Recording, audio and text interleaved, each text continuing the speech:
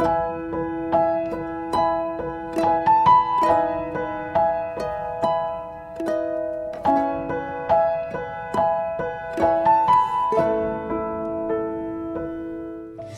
percaya Engkau ada bersama dengan kami ya Allah. Engkau ada di tempat ini. Engkau melihat setiap kedalaman hati kami. Tuhan, kami perlu Tuhan. Kami datang ke tempat ini karena kami perlu Engkau Tuhan. Tolong kami Tuhan. Kami percaya hari ini kami pasti diberkati oleh Tuhan. Roh Kudus, beri kami pencerahan, beri kami pengertian. Sehingga kami memahami apa yang harus kami mengerti dan kami kerjakan. Kami percaya Tuhan Yesus firman hari ini akan memerdekakan kami.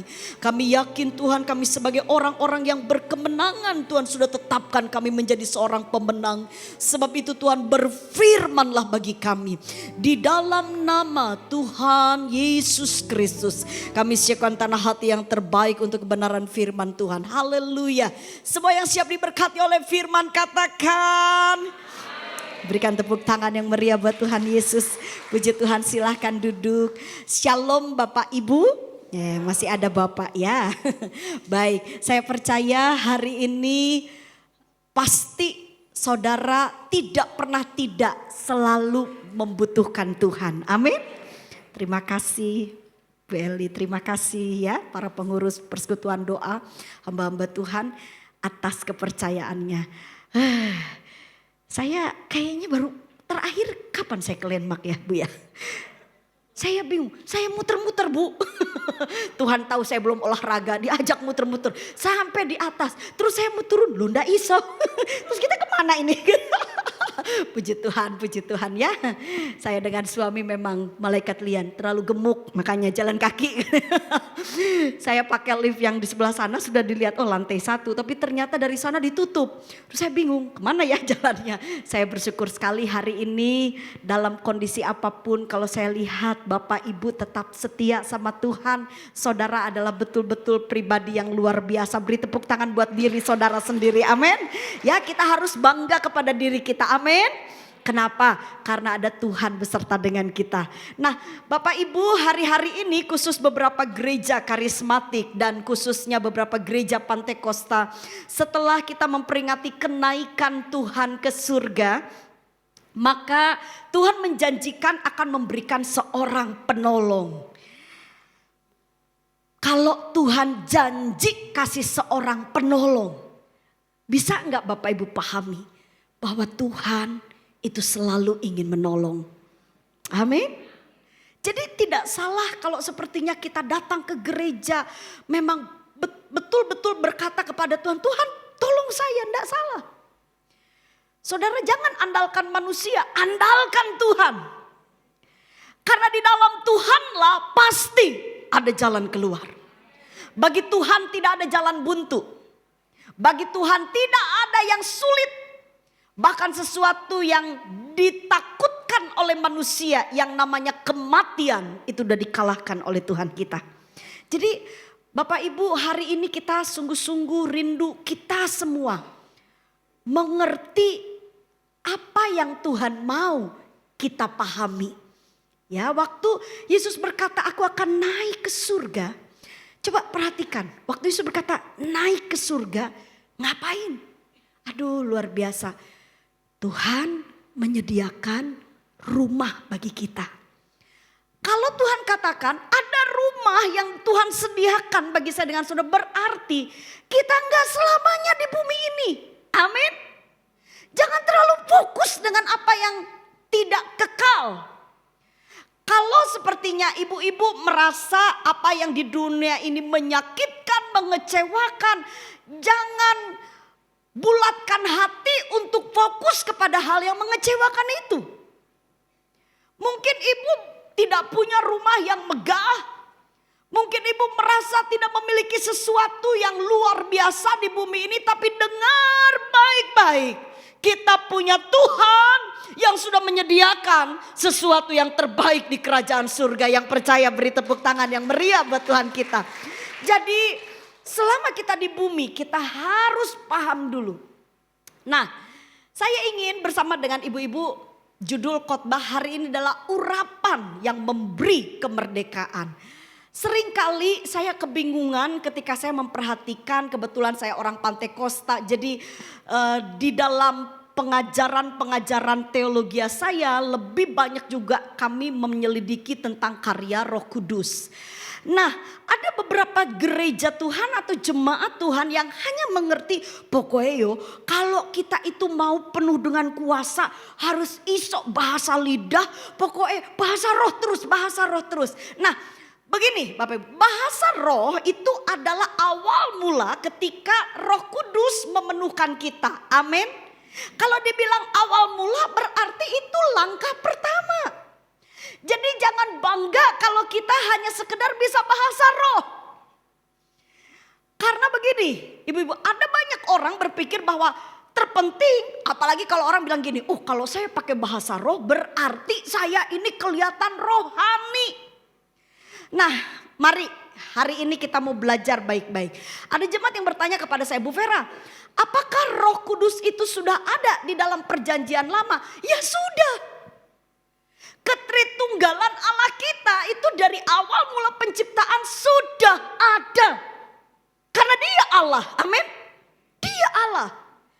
Cuma masalahnya dunia baru mengerti. Terus kenapa Roh Kudus turun setelah Yesus naik ke surga? Loh, lah itu kan kedaulatannya Allah. Kapan Allah mau menyatakan diri sebagai Yesus? Kapan Allah mau menyatakan diri sebagai Roh Kudus? Itu kedaulatannya Allah, amin. Sekarang yang harus ibu-ibu pahami, kalau kita mengerti seperti itu, sebenarnya apa sih yang dikerjakan oleh Roh Kudus sesungguhnya dalam diri gereja Tuhan? Apakah hanya sekedar kita berbahasa roh, lalu kita kelihatannya jadi manusia baru, jadi orang yang agak sedikit berbeda, atau ada hal yang lain? Dan kalau mungkin ibu-ibu merasa kalau begitu gimana juga caranya kita betul-betul bisa memastikan diri kita supaya Roh Kudus itu mengurapi. Oke, saya mau kasih state dulu begini, ibu-ibu. Dipenuhkan dan diurapi itu agak sedikit berbeda. Kita akan simak ayatnya, mari kita simak baik-baik dalam Mazmur pasal 20 ayat yang ke-6. Makanya saya ambil di perjanjian lama supaya Bapak Ibu memahami bahwa Roh Kudus, Roh Allah itu dari awal sudah ada. Saudara ya, mari kita lihat Mazmur pasal yang ke-20 ayatnya yang ke-6 sampai yang ke-9. Saya rindu kita coba untuk memperhatikan dulu ayat ini. Yang siap diberkati katakan amin. Saya baca dulu untuk Bapak Ibu Saudara sekalian. Perhatikan baik-baik mulai dari ayat 6 sampai dengan ayatnya yang ke-9. Firman Tuhan berkata demikian. Sekarang aku tahu bahwa Tuhan memberi kemenangan kepada orang yang diurapinya. Dan menjawabnya dari surganya yang kudus dengan kemenangan yang gilang gemilang oleh tangan kanannya. Orang ini memegahkan kereta dan orang itu memegahkan kuda. Tetapi kita bermegah dalam nama siapa? Tuhan Allah kita. Mereka rebah dan jatuh, tetapi kita apa? Bangun berdiri dan tetap tegak. Kita baca sama-sama ayat yang ke-9. 2, 3. Ya Tuhan, berilah kemenangan kepada Raja. Jawablah kiranya kami pada waktu kami berseru. Dari ayat ini kita akan mempelajari ya Bapak Ibu bagaimana yang namanya pengurapan itu. Ketika seseorang mengenal Yesus sebagai Tuhan, maka di saat itu Roh Kudus masuk di dalam hidupnya. Jadi orang yang tidak bisa berbahasa roh, meskipun tidak bisa, kalau dia mengaku Yesus sebagai Tuhan, Roh Kudus sudah ada. Ya, itu harus dipahami. Karena tidak ada satupun manusia yang bisa menyebut Yesus adalah Tuhan kalau bukan pekerjaan dari Roh Kudus. Itu ayatnya jelas sekali. Nah, setelah kita percaya kepada Tuhan Yesus, Roh Kudus tinggal dalam hidup kita, maka Alkitab mencatat kita harus dipenuhkan. Saya ingin ingatkan Bapak Ibu peristiwa yang spektakuler. Jadi waktu itu salah satunya Rasul Petrus. Waktu Yesus berkata, aku pasti akan dibunuh dan mati. Tapi pada waktu hari ketiga aku akan bangkit. Tahu nggak Bapak Ibu? Petrus itu bilang gini, gak mungkin. Gak mungkin, karena Petrus menganggap bahwa Yesus seorang yang dia kenal, yang luar biasa, yang selama ini dia tahu bagaimana Yesus bekerja, berkarya dengan luar biasa yang menurut dia itu tidak masuk logika, tapi Yesus bisa lakukan. Jadi bagi dia, ini adalah perwakilan dari Allah. Dan Petrus sebenarnya juga mengakui dia adalah Allah. Jadi nggak mungkin lah yang namanya orang yang berkuasa itu bisa mati. Nah, ini adalah cara berpikir kebudayaan dari tradisi orang Yahudi. Jadi kalau ibu-ibu belajar nanti kita bisa paham. Bukan berarti Petrus pengecut. Bahkan karena Petrus itu belajar Taurat dengan baik, makanya dia bisa seperti itu. Karena menurut pengertian-pengertian dulu-dulu itu para imam, para rabi memiliki satu pengertian orang perwakilan Allah itu udah gak mungkin gitu loh binasa. Apa yang terjadi? Yesus bilang gini sama Petrus. Nanti ayam berkokok belum nyampe berapa kali? Ya baru 3 kali aja. Itu kamu udah nyangkal aku. Rasanya Petrus nubuatan gak enak. Coba. Ibu-ibu pernah gak? Ini kalau ada hamba Tuhan nubuatannya kayak Tuhan Yesus gini, nubuatan negatif ya. Kayaknya kita udah gak mengundang-undang lagi dewa. Itu pendeta itu kalau nubuat negatif terus. Tapi ibu-ibu baca di dalam Alkitab, Yesus seringkali berbicara sesuatu yang tepat sasarannya. Karena memang itu adalah kondisinya dia. Yesus bilang, kamu itu akan menyangkal aku. Lalu apa yang terjadi? Betul, ini bukan cerita dongeng. Ibu-ibu yang sudah ke Israel pasti setuju dengan saya. Tempatnya ada. Sampai dibangun gereja yang atasnya ada ayam. Betul? Dan itulah kejadian yang sesungguhnya bahwa Petrus akhirnya menyangkal. Nah, beberapa waktu kemudian Yesus menampakkan diri. Lalu Yesus naik ke surga. Waktu Yesus naik ke surga, Yesus berkatakan kepada seluruh para pengikut. Sebenarnya yang mengikuti, yang melihat Yesus itu ratusan loh ibu. Ratusan. Tapi yang betul-betul mereka menanti janji Tuhan. Bahwa Tuhan akan memberikan Roh Kudus. Itu hanya segelintir beberapa orang saja di loteng. Bayangkan waktu Petrus, salah satunya Petrus kan, dia yang tadinya pengecut, dia yang tadinya penakut, dia yang tadinya gak bisa dipercaya omongannya. Hari ini A, besok B, tapi waktu Roh Kudus dicurahkan, ayat menyatakan Petrus berkhotbah di hadapan ribuan orang. Amin. Dan apa yang terjadi? Ini spektakuler, perubahan yang luar biasa. Berapa banyak ibu-ibu yang mau dipakai Tuhan? Amin. Maaf Bu, orang yang dipakai Tuhan itu bukan karena orang ini ada apa-apanya dalam hidupnya. Maksudnya dia punya fasilitas ini. Tidak. Tapi kepercayaan dari Tuhan adalah ketika Tuhan melihat memang orang ini betul-betul bisa bekerja sama dengan kuasa Roh Kudus. Amin. Jadi sekarang kita harus paham kalau ibu mau hidup ibu mengalami perubahan ke arah yang lebih baik. Nama Tuhan dipermuliakan, kita dipakai Tuhan. Kita harus bagaimana? Nah, ayat ini akan memberi pengertian kepada kita seperti apa orang-orang yang diurapi oleh Roh Kudus, apa yang akan mereka alami dan bagaimana supaya Roh Kudus itu bisa bekerja sama dengan orang tersebut. Artinya apa? Kalau Roh Kudus bekerja sama berarti orang itu diurapi. Bilang kanan kiri, kita harus diurapi. Bukan sekedar bisa bahasa roh. Amin. Yuk kita simak baik-baik. Simple, sederhana. Saya coba jelaskan dengan sangat bahasanya lebih sederhana. Coba ibu-ibu lihat. Yang pertama, kemenangan seperti apa dulu? Jadi kalau ibu-ibu diurapi oleh Roh Kudus, apa sebenarnya yang akan ibu-ibu terima? Kita lihat dulu ayatnya yang ke-7. Di ayat 7 masih tetap di Mazmur 20 dikatakan begini. Orang ini memegahkan kereta dan orang itu memegahkan kuda. Tetapi apa? Baca sama-sama. Kita bermegah dalam nama siapa? Tuhan. Ayat ini kalau ibu-ibu baca dalam bahasa Ibrani, maka simple cuman ngasih tahu sama kita, ojo sombong. Amin. Bantu saya khotbah, bilang kanan kiri, liatin aja wajahnya, ojo sombong.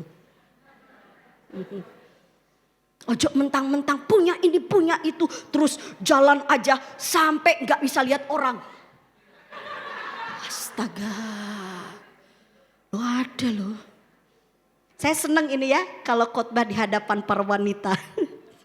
Karena kita wanita sangat tipis dengan kesombongan. Lihat temannya sebelah, bulu matanya tebal sekali. Minggu depannya datang ibadah, bulu matanya 4 kali lipat. Astaga. Bu, ibu gini. Ibu mau kelihatan cantik harus tanya dengan seorang pria. Setuju? Cantik itu di hadapan pria dulu. Kalau kita dilihat cantik sama teman-teman wanita mah sama aja. Tapi kalau pria bisa tahu kamu cantik apa enggak. Suami saya selalu bilang, papa, mama cantik enggak? Suami saya bilang, kamu mau dibilang cantik sama aku? Karena suami saya ternyata kelemahannya itu bukan dari penampilan.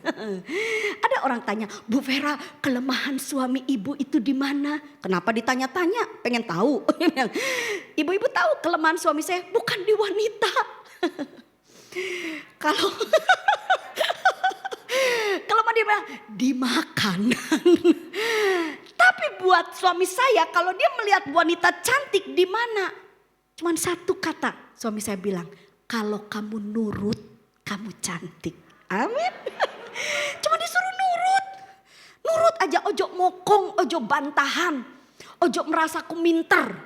Aku ini pemimpin imanmu.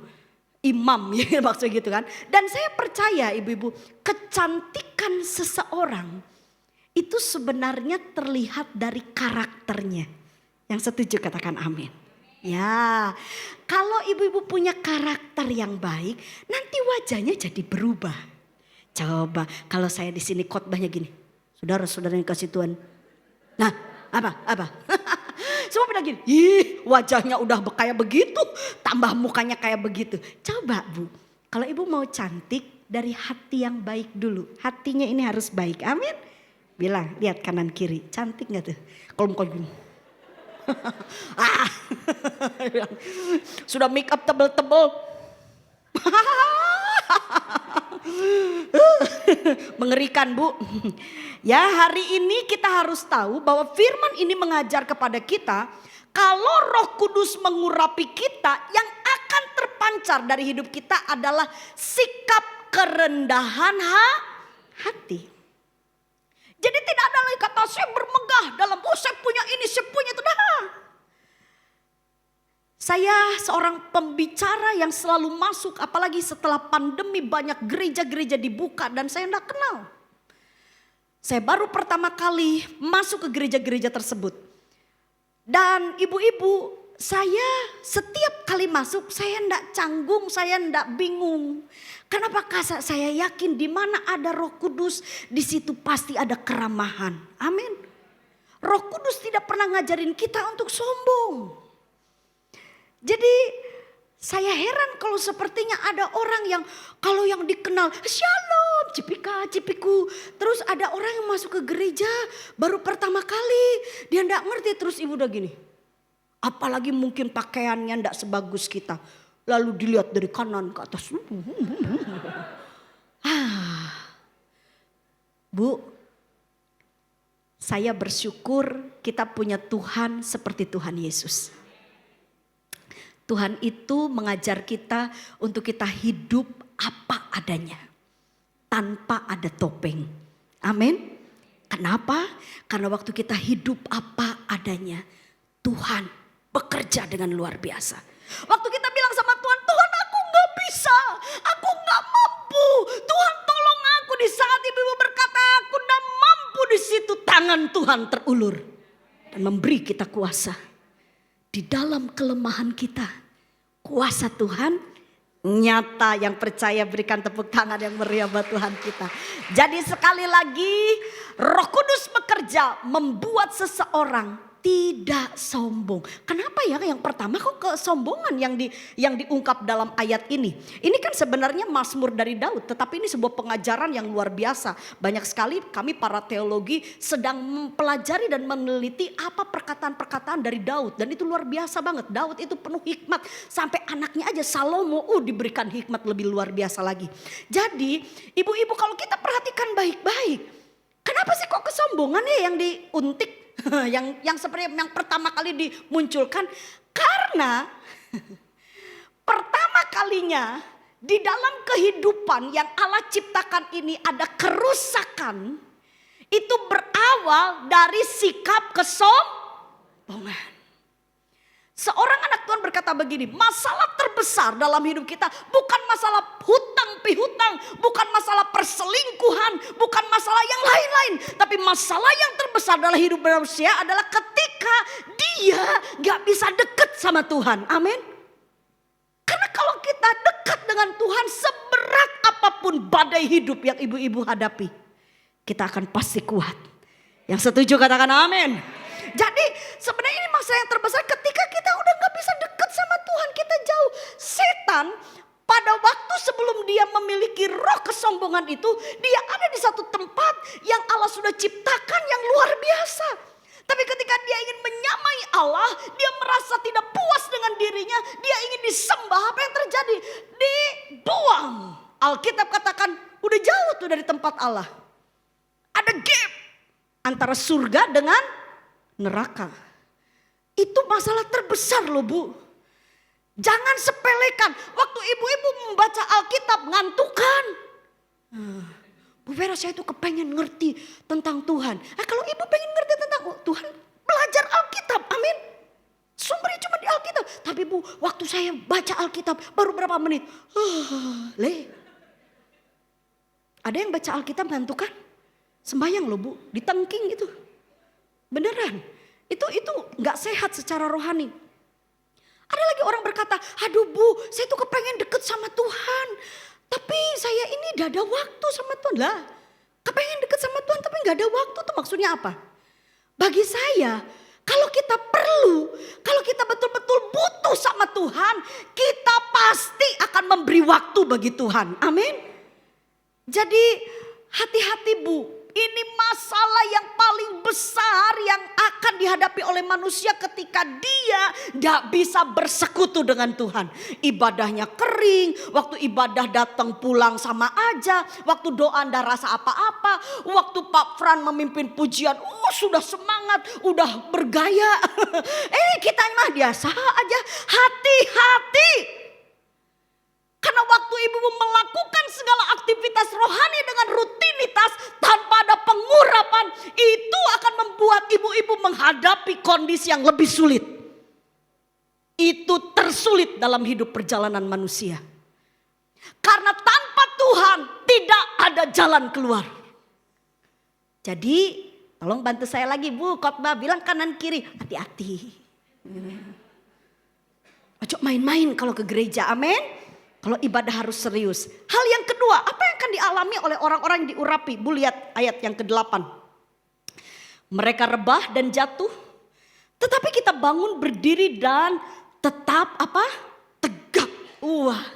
Kata rebah dan jatuh, kalau ibu-ibu baca dalam bahasa Ibrani, itu memiliki satu pengertian kondisi dunia yang kacau.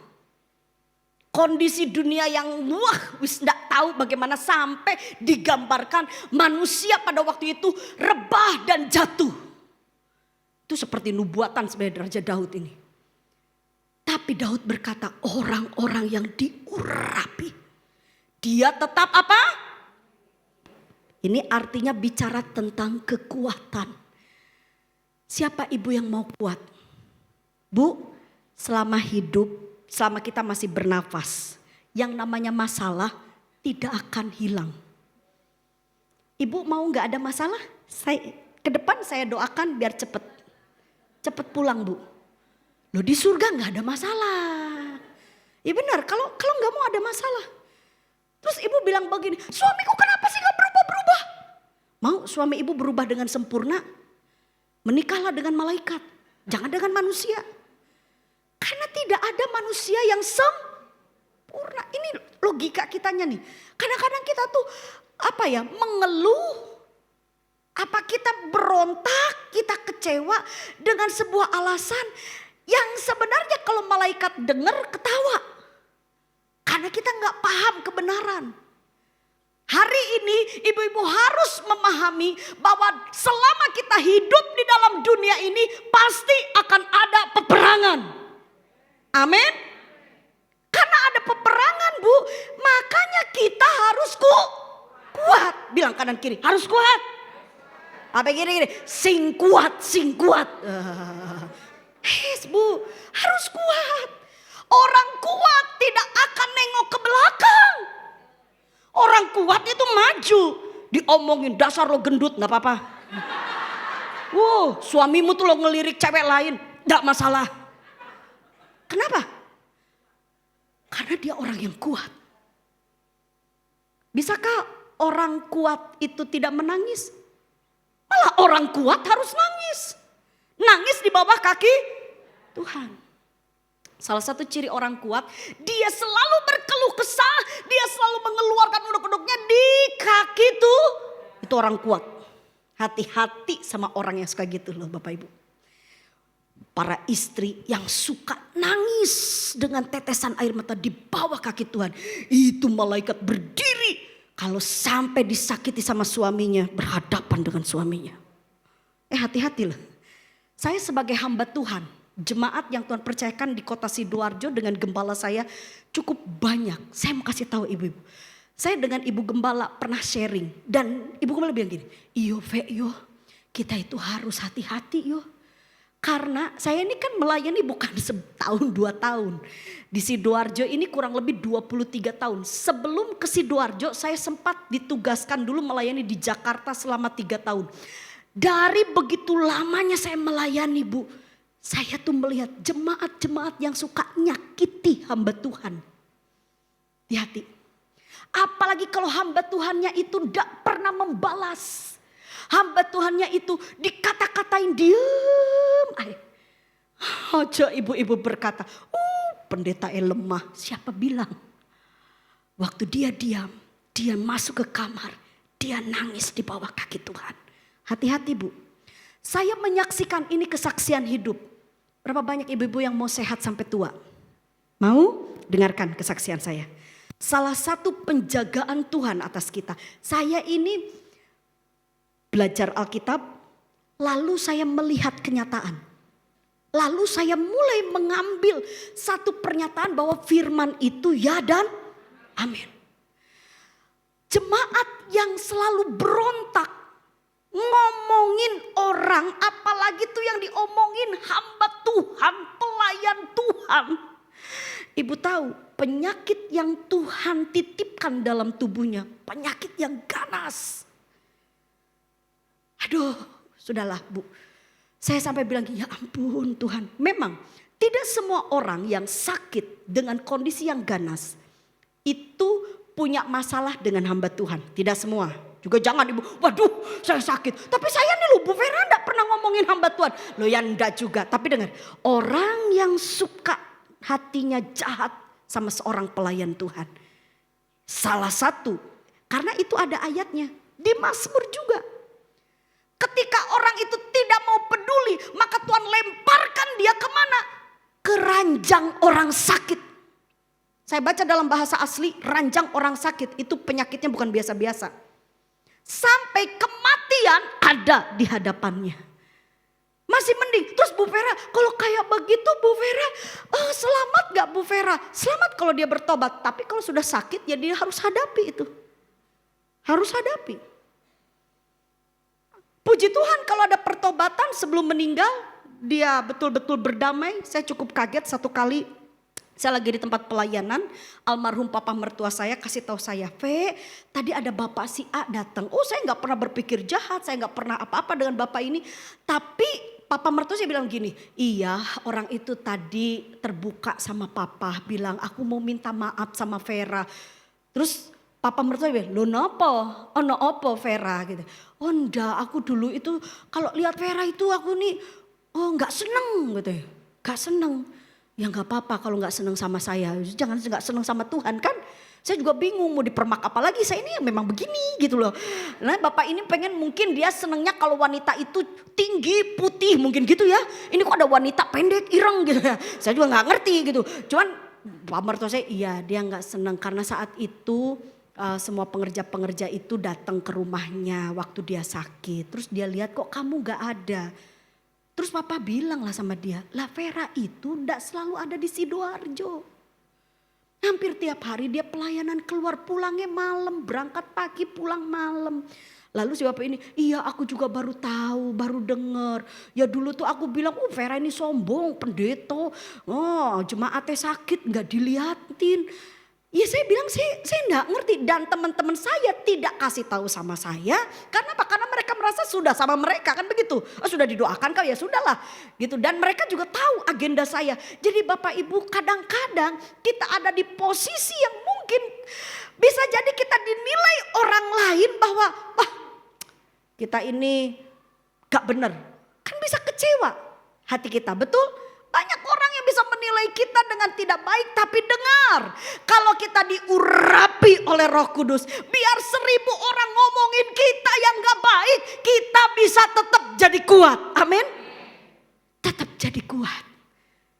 Yang ketiga, yang terakhir, apa yang diraih, diterima oleh orang yang diurapi. Coba lihat ibu-ibu. Yang ketiga, ibu-ibu lihat ya di ayat selanjutnya, di ayat yang ke-8. 9, ayat 9. Tuhan berikanlah kemenangan kepada raja. Jawablah kiranya kami pada waktu kami berseru. Dalam sastra bahasa Ibrani, ibu-ibu itu ada kalimat induk, ada kalimat yang namanya penjabaran. Nah kalimat induk di ayat ini adalah tetapi jawabnya kiranya kami pada waktu kami berseru. Itu Tuhan menjawab. Nah itu yang menjadi kalimat induk. Jadi perhatikan. Jawablah kiranya kami. Ini maksudnya apa? Ayat ini memberikan satu penekanan bahwa ini adalah orang-orang yang memiliki kuasa di dalam berdoa. Ini kuasa jawaban doa. Jadi doa yang berkuasa. Doa yang betul-betul disertai oleh Tuhan. Berapa banyak ibu-ibu kalau ibu-ibu mau setiap kali berdoa didengar Tuhan. Mau? Bu, kita harus diurapi. Jadi orang-orang yang doanya didengar oleh Allah adalah orang-orang yang diurapi. Betapa penting pengurapan itu. Nah di zaman dulu pengurapan itu dilambangkan dengan minyak. Itu bayang-bayang bu. Itu bayang-bayang. Di zaman perjanjian baru itu sudah digenapkan oleh kuasa dari Roh Kudus. Jadi jangan tinggal di dalam bayang-bayang. Jangan terus aja ibu-ibu berketut dengan minyak. Ibu harus andalkan kuasa Roh Kudus. Ibu mau punya minyak 2 liter, minyak kudus di rumah. Gak bisa ngusir setan bu. Yang dengar katakan amin. Ibu mau lempar rumah ibu dengan minyak seluruhnya dilumuri minyak. Gak bisa ngusir setan itu. Yang buat setan takut bukan minyak, bilang kanan kiri didengerin. Yang buat setan takut ketika Roh Kudus ada dalam hidup ibu. Tidak ada minyak, tidak masalah. Yang pasti ibu bersama dengan Tuhan. Amin. Saya bingung kalau sepertinya kita selalu berpikir bahwa dengan hal ini pasti dengan hal ini. Bu, kita ada di zaman anugerah. Jadi hari ini ibu harus mengerti bahwa kalau seperti ibu betul-betul kepengen dekat sama Tuhan, bagaimana caranya kita dekat sama Tuhan? Gak boleh sombong. Dan kita dengan kekuatan kita gak bisa kita dengan aku pokoknya gak mau sombong. Gak bisa bu. Itu hanya bisa diterima oleh orang-orang yang secara otomatis. Semakin dia nempel sama Tuhan, semakin Roh Kudus mimpin dia. Ini yang namanya keegoannya hancur. Dia apa-apain sama orang, ya dikata-katain. Enggak, baru disinggung pengadilan. Itu Roh Kudus itu. Roh Kudus itu membuat kita menjadi pribadi seseorang yang berbeda. Amin. Tidak sama dengan dunia ini. Itu Roh Kudus. Roh Kudus itu membawa kita pada segala kebenaran yang benar. Nah sekarang berapa banyak ibu-ibu yang sungguh-sungguh mau dekat sama Tuhan? Katakan amin. Yang mau kuat? Yang mau doanya didengar Tuhan? Jawabannya kita wajib Bagaimana caranya? Simpel Bu. Pengurapan itu pada zaman perjanjian lama diberikan hanya kepada 3 orang. Pengurapan. Yang pertama adalah raja. Sama-sama katakan dengan saya raja. Kedua adalah imam. 2, 3 apa? Imam. Ketiga adalah nabi. Apa Bu? Nabi. Ada 3. 1 apa Bu? Harus ingat. Kenapa? Karena ibu bilang tadi kepengen diurapi. Karena yang diurapi itu harus ada kaitannya 3 ini. Siapakah raja? Raja adalah orang yang bertanggung jawab. Amin. Salah satu yang harus ada dalam kehidupan seorang raja, dia harus bertanggung jawab. Dia tanggung jawabnya kepada masyarakat yang dia ayomi. Penanggung jawab. Itu raja. Waktu seseorang menjadi pemimpin, bukan sebenarnya dia, kamu dipimpin jadi presiden, kamu terpilih jadi presiden, kamu terpilih jadi orang memimpin komunitas ini.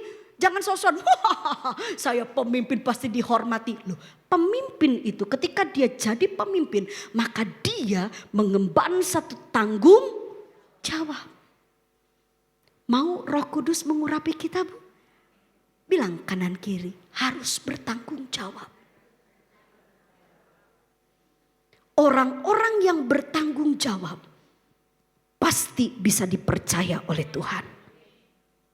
Tapi kalau orangnya pelin-pelan, dikasih sama Tuhan rumah tangga, tidak dibina dengan baik, dikasih suami diculno, dikasih anak dimarah-marahin, bukan dibawa ke jalan yang benar, dikutuk-kutukin. Mana tanggung jawab kita? Waktu saya dilantik menjadi seorang hamba Tuhan, saya tahu tanggung jawab saya adalah suratan yang terbaca. Semua orang akan melihat saya. Kalau sampai saya tidak bisa jadi contoh, saya jadi penyesat. Saya tahu tanggung jawab saya besar. Di mana tanggung jawab kita Bu? Ya, kalau begitu ibu gak usah muluk-muluk. Waduh Bu Vera, tanggung jawab saya apa aja? Udah gak usah muluk-muluk, yang kecil aja. Karena Tuhan bilang begini, kalau kamu setia dari perkara yang kecil, Tuhan akan memberi kepercayaan yang udah yang kecil aja Bu. Tanggung jawab kepada tubuh ibu. Ini loh tubuh ibu.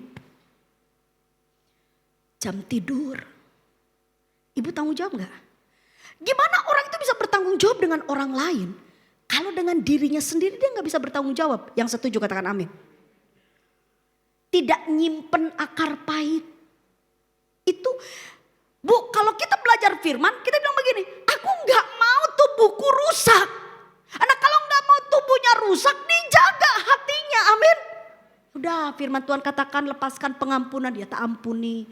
Sudah sabar, ojo, aduh bersungut-sungut terus. Karena kalau kamu bersungut-sungut terus mukamu jadi rusak. Kasihan udah dioperasi, rusak meneh. Biayanya besar.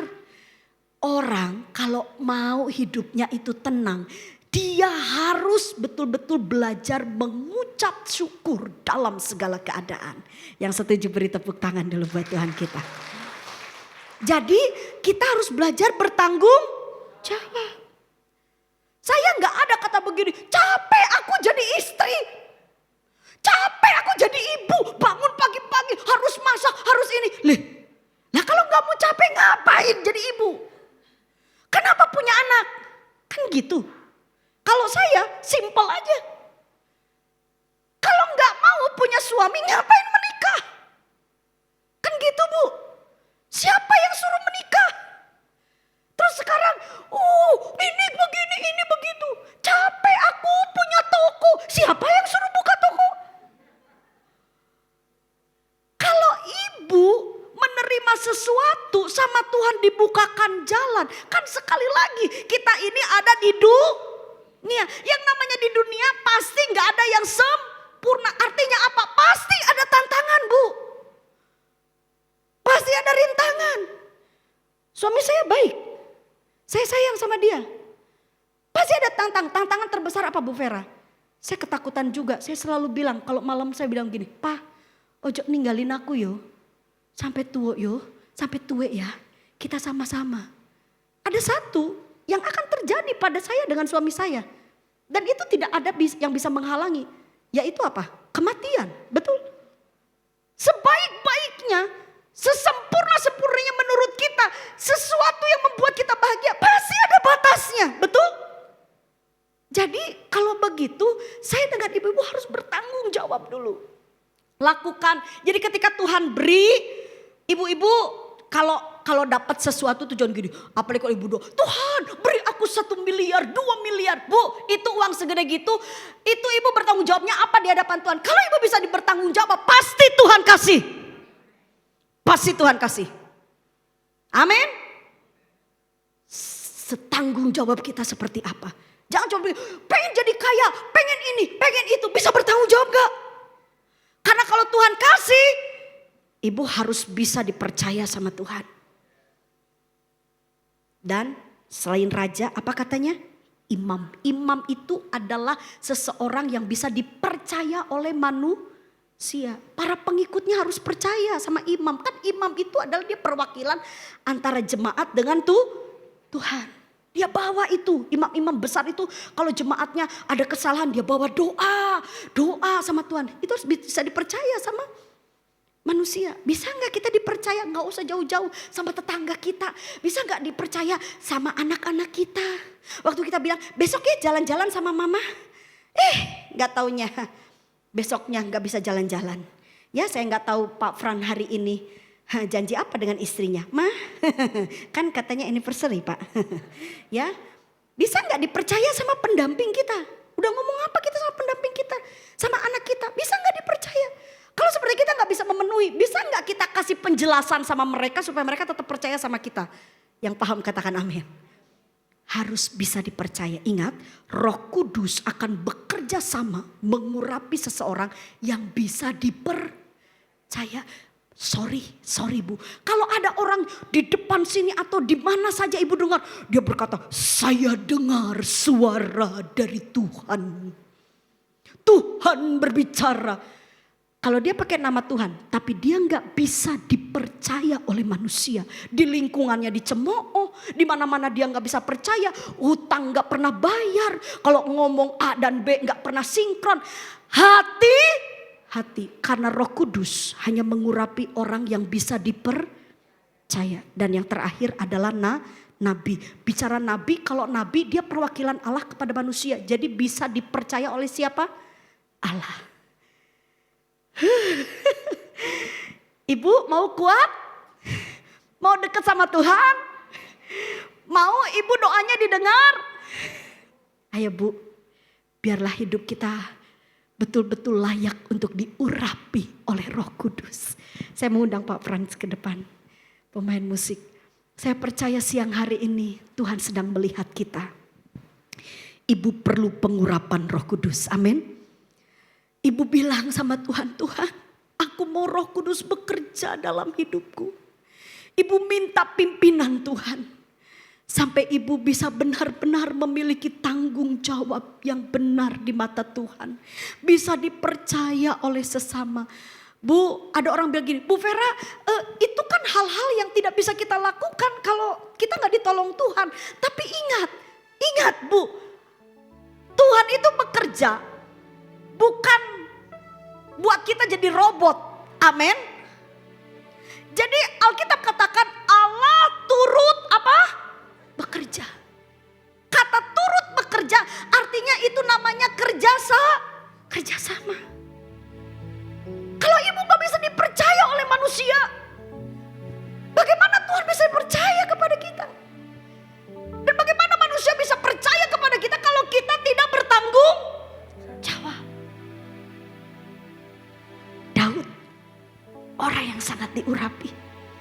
Kenapa Daud gak pernah salah?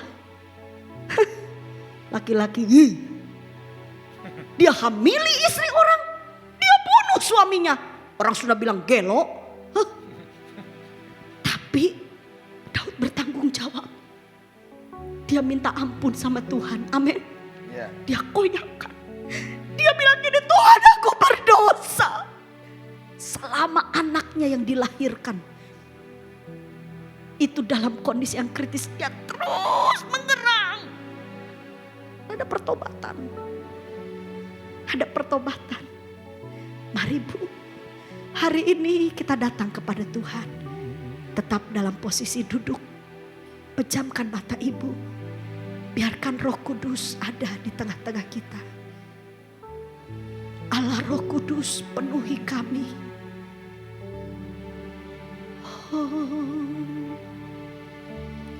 Allah Roh Kudus, thanks Tuhan. Penuhi kami. Kami rindu, ku rindu kau selalu dalam hidupku. Allah Roh Kudus, Allah Roh kirala mahana yesini biru dia rala barala yes. Ubah hatiku, celikanku Tuhan, celikan, jamalah ku rindu hadir. Mari sama-sama kita bangkit berdiri. Ku sembah Kudus,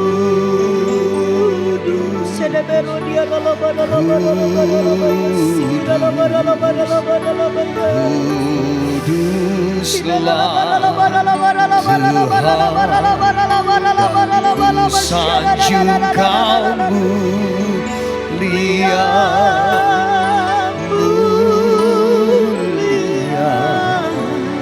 bagimu Tuhan, ku sembah Kudus. Roh Kudus, kami percaya Engkau ada.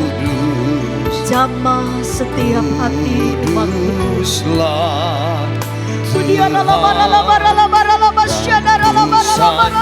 kau mulia, mulia bagimu Tuhan. Firman ini akan menjadi pegangan dalam hidup ibu. Jika mungkin ibu sering mendapatkan penglihatan, mimpi, suara-suara secara supranatural yang ibu dengar. Dan ibu ingin berkata, apakah ini dari Tuhan? Apakah benar-benar Tuhan sedang berbicara kepadaku? Perhatikan, ayat ini mengajar kepada kita. Kalau betul itu dari Tuhan, ibu cek hidup ibu. Apakah saya bisa dipercaya oleh Tuhan? Apakah saya bisa dipercaya oleh manusia? Apakah saya bertanggung jawab dalam hidup ini? Ketika ketiga hal ini ibu benar-benar lakukan, percayalah, mimpi yang ibu lihat itu Tuhan sedang berbicara. Penglihatan-penglihatan, suara-suara supranatural yang ibu dapatkan itu datangnya dari Tuhan. Tapi kalau sepertinya hidup kita saja dengan sesama tidak bisa dipercaya. Kita mungkin masih menyimpan iri hati, dendam. Kita masih kasar dengan sesama kita. Kita masih menyia-nyiakan orang tua kita. Kita nggak bisa hidup sesuai dengan firman Tuhan. Kita masih arogan. Hati-hati. Setiap hal-hal yang supranatural yang ibu dapatkan, ibu harus kembali dekatkan diri kepada Tuhan. Minta Tuhan mengubah hidup ibu terlebih dahulu. Minta Tuhan memimpin ibu-ibu ke jalan yang benar. Sampai kita menjadi bejana yang indah di mata Tuhan. Karena Tuhan tidak pernah memakai wadah yang kotor. Tuhan selalu memakai wadah yang benar-benar taat kepadanya. Angkat kedua tangan kita. Kami sembah Engkau Tuhan. Ku sembah Kudus. Rama-rama Yesus.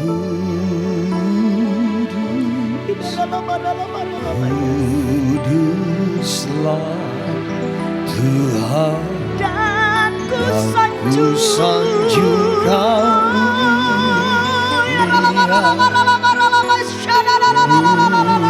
mulia bagimu Tuhan.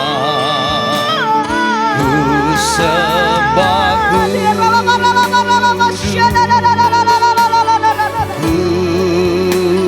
diberkatilah oleh Tuhan. Kuduslah Tuhan, ku sanjung Kau mulia, mulia bagimu. Yang percaya Roh Kudus menyertai ibu-ibu. Yang percaya ibu-ibu adalah milik kesayangan Tuhan. Mari hari ini nyatakan iman ibu-ibu. Percayalah Tuhan pasti tolong kita. Tuhan pasti dengar doa kita. Ibu akan diberi kemenangan demi kemenangan. Hari ini kalau ibu mau taat kepada firman, percayalah Tuhan sanggup menyelesaikan masalah ibu-ibu. Yakinkan diri saudara. Saudara yang yakin kepada Tuhan, berikan tepuk tangan yang paling meriah buat Tuhan kita. Ku sembah, ku sembah. Terima kasih Bapak yang baik. Terima kasih. Kudus, kuduslah Tuhan. Kuduslah Tuhan, dan ku sanjung Kau mulia. Terima kasih Bapak yang baik. Mulia Bagimu Tuhan. bagi Terima kasih. Tuhan. Terima kasih buat hari ini Tuhan. Hamba-Mu sudah berhenti berbicara. Hamba memohon kepada Engkau. Bekerjalah di setiap hati kami. Dunia ini akan bergoncang. Dunia ini akan menuju pada satu kehancuran. Tapi orang-orang yang diurapi oleh Tuhan akan tetap kuat. Sampai saatnya Tuhan mengangkat kami, menjauhkan kami dari mata si ular. Dan Tuhan benar-benar memberi kami kemenangan. Ketika sangkakala berbunyi, Tuhan, kami sangat percaya pengurapan-Mu yang akan membuat kami dikenal oleh Tuhan. Nama kami akan disebut oleh Tuhan. Dan kami akan terhindar dari bencana yang sangat besar, dari murka Allah yang akan terjadi di dunia ini. Terima kasih Bapak yang baik, terima kasih. Mari Bapak Ibu angkat kedua tangan saudara. Terimalah berkat Tuhan. Tuhan memberkati engkau. Tuhan berjanji jika kita setia, kita taat, Tuhan akan bawa kita naik, bukan turun. Tuhan jadikan Bapak Ibu Saudara jadi kepala, jadi contoh, jadi bintang, jadi terang, bukan jadi ekor. Percayalah Tuhan memberkati lumbung-lumbung saudara. Apa yang dikerjakan oleh tangan saudara Tuhan buat berhasil. Saudara tidak akan kekurangan, tapi saudara akan berkelimpahan. Di masa yang sulit saudara bukan meminta-minta, tapi saudara akan memberi tumpangan, bahkan memberi pinjaman. Dengar baik-baik, engkau anak-anak yang diurapi oleh Tuhan. Diberkatilah rumah tangga Bapak Ibu Saudara. Diberkati kesehatan saudara. Anak cucu dipelihara oleh Tuhan. Di dalam nama Allah Bapa, Allah Anak dan Allah Roh Kudus. Kami terima berkat Tuhan dengan iman. Haleluya. Semua yang sudah diberkati katakan Amin.